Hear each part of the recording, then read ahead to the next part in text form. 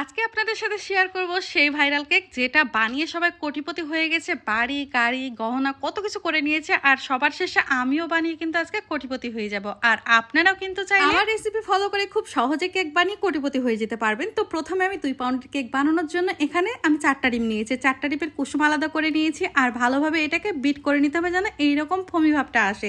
আপনারা চাইলে কিন্তু ব্লেন্ডারও করে নিতে পারবেন। তো এখানে চিনি গুঁড়ো আমি দিয়ে দিয়েছি, আপনারা চাইলে গোটা চিনি ইউজ করতে পারেন। আমি সুবিধার্থে যেহেতু আমি দুপুরে রান্না করেছিলাম তাই তারা গুঁড়ো করে বানানোর জন্য চিনিটা গুঁড়ো করে নিয়েছি। এখানে ডিমের কুসুমগুলো আমি অ্যাড করে দিয়েছি ভালোভাবে, তারপরে আবারও বিট করে দিতে হবে। আর এই যে দেখছেন মিশ্রণটা কি সুন্দর একটা ঘনত্ব এসেছে, তার মধ্যে আমি ভ্যানিলা এসেন্স দিয়ে দিলাম, 1 চা চামচ বেকিং পাউডার দিলাম, সাথে দিয়েছি 2 চা চামচ তেল, রান্নার রেগুলার তেল যেটা আমরা তরকারিতে খেয়ে থাকি আর কি। তারপরে ভালোভাবে বিট করে নিলাম। আর এখানে ময়দা আমি এখানে মিশিয়ে নিয়েছি প্রায় 1 কাপ পরিমাণ।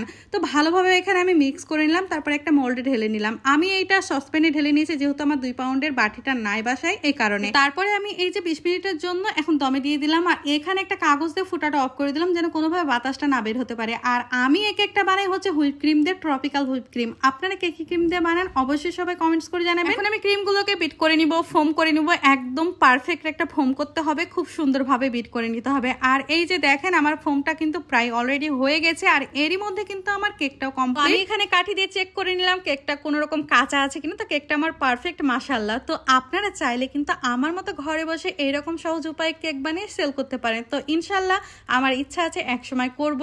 তো এখন বাচ্চারা যেহেতু আমার ছোট তাই কাজে চাপে আমি করতেই পারি না কোনোভাবে। আর এই যে দেখেন কেকের আমি হচ্ছে পেপারটা তুলে নিলাম আর কেকটা কতটা সফট হয়েছে মাশাআল্লাহ।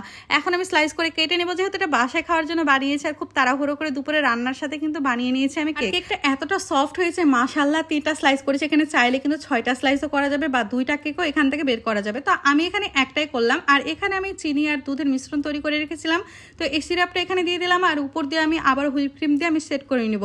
তো এই কেক কিন্তু বানানো খুবই সহজ। আমরা অনেকেই মনে করি যে কেক বানানো অনেক কঠিন কিংবা বাসায় বানালে কিন্তু খেতে পারবে না, এরকম অনেকের চিন্তা ভাবনা থাকে। তবে আপনারা চাইলে কিন্তু আমার রেসিপি দেখে কিন্তু আপনারা বানিয়ে নিতে পারবেন খুব সহজে মজার এই কেকটা। তো এই কেকটা সত্যি কথা বলতে অসম্ভব মজা, যে কেউ খেলে এত পছন্দ করবে।